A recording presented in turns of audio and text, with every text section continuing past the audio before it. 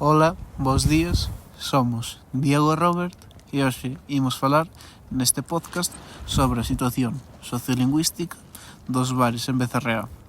Concretamente, nos bares O Rincón e O Rincón de Ancares. No caso do bar Rincón, caracterízase polo uso maioritario do galego, cara ao castelán. Iso é debido a que o xefe do establecemento é de orixe galega e as persoas que frecuentan o bar son galegofalantes. En canto ao ámbito escrito da lingua, aínda que o nome do lugar estea en galego, a maior parte dos cartéis están en castelán, como poden ser os cartéis de prohibición ou o tipo de alimentos que se venden no establecemento. En canto a opinión dos propietarios deste bar, están dispostos a implementar de forma maioritaria o galego no ámbito escrito.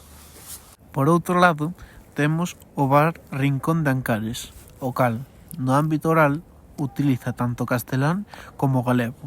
O castelán, debido a que os propietarios non son de Galicia, e o galego, debido a que esta é a nosa lingua. E no ámbito escrito, neste bar non se utiliza ningún tipo de cartelería, facendo que únicamente poidamos fixarnos no nome do propio local, o cal está en castelán.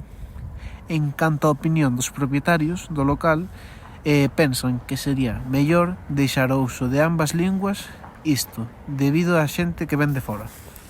Aquí remata o noso podcast sobre a situación sociolingüística nos bares de Becerreá. Moitas grazas pola vosa atención. Hola, soy Daniel Torres Cadenas. Hola, soy Carlos Corral Fernández. Ahora que xa nos presentamos, vamos a empezar co podcast. Poi é un bar o cal se encontra ao lado do Instituto de Becerreá e o emprego do galego é correcto, pois podemos observar nas seguintes imaxes. Podedes ver unha continuación das imaxes captadas en cámara por min e Carlos. E aquí podemos ver como se usan varios idiomas, tanto o castelán como o alemán e o galego, etc. O Vilela, no ámbito escrito, presenta ambas as linguas. Tanto en galego como en castelán están os prezos, o cartel que avisa de follas de reclamación e os cartéis prohibitivos do alcohol e do tabaco a menores. En só castelán están o cartel verde de saída, o anuncio prohibitivo das máquinas aos menores e o cartel que trata da pastelería. E, en exclusivamente en galego, están un cartel que avisa do peche do local os xoves e un eslogan. Begoña Poi Rodríguez respondeu da seguinte maneira: que lingua falas cos clientes? Mais galego. Que lingua escrita usas no local, listase de prezos, menús, etc? As dúas por igual. Cal é a razón de por que non usas tamén o galego ou máis o galego? Na práctica escrita, listase de prezos, menús, etc. Xa está en galego.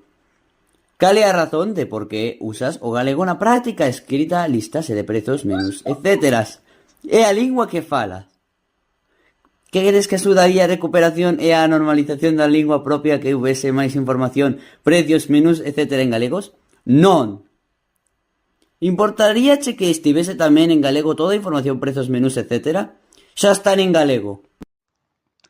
En canto a enquisa realizada a encargada do local Irene Feijoo Rodríguez, presenta unha actitude indiferente sobre o cambio da lingua escrita ao galego, respondendo que lle daría igual que esta se faga. Mais si cree que poñer os cartéis en galego axudaría a súa recuperación. A razón de por que empregas o castelán nalgúns documentos é debido a que o local é visitado por xente non galego falante e ademais diso por comodidade. A pesar disto, parece receptiva a incluir o galego nestes documentos.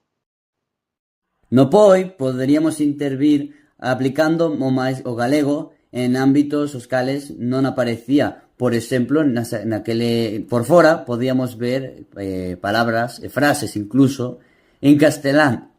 E iso non é galego, por lo cal poderíamos implantalo. Os cambios que se poderían realizar no Vilela para incluir o galego atópanse nas imaxes mostradas anteriormente.